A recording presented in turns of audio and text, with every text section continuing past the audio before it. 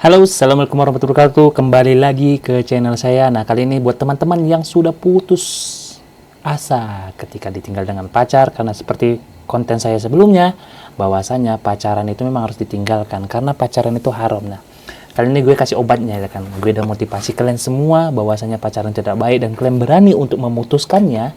Maka gue kasih satu nasihat dari ustadz kita, yaitu Hanan Attaqi. Kira-kira apa sih kata beliau? Bedanya mukmin dengan gak mukmin, orang mukmin kalau ada sedih, kalau ada galau, kalau ada khawatir, obatnya itu adalah mengingat Allah. Nah, bedanya kita, orang mukmin yang tidak mukmin itu, ketika kita sedih, kita harus mengingat yang namanya Allah.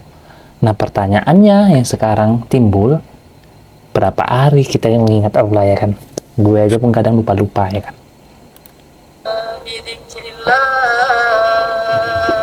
Ala bizikrillah. Ala bizikrillah tatma'innul qulub. Itu mukmin. Mukmin. Innamal mu'minun. Innamal mu'minuna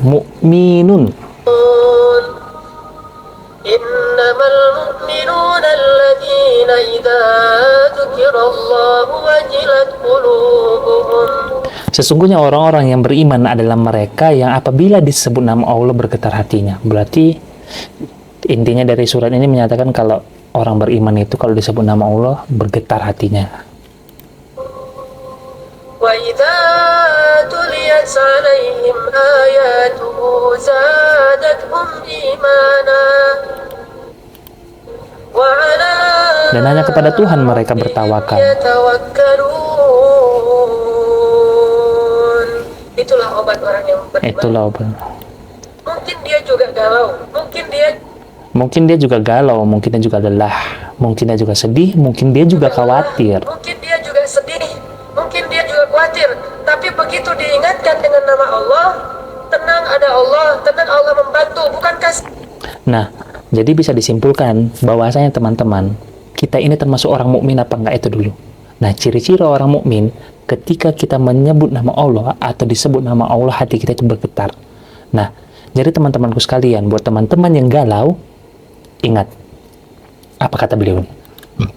Semua itu di tangan Allah. Semua itu ada di tangan Allah. Langsung dia menjadi tenang, itulah mukmin. Itulah mukmin. Sedangkan orang yang tidak beriman, walaupun dia mengaku mukmin, walaupun KTP-nya Islam, tidak berhasil menjadi tenang dengan disebutkan nama Allah. Itu nggak ngaruh buat dia. Ya. Dia tenang, ketenangan dia cari jauh-jauh dengan jalan-jalan. Dia mencari ketenangan itu dengan belanja. Dia mencari ketenangan itu dengan menonton.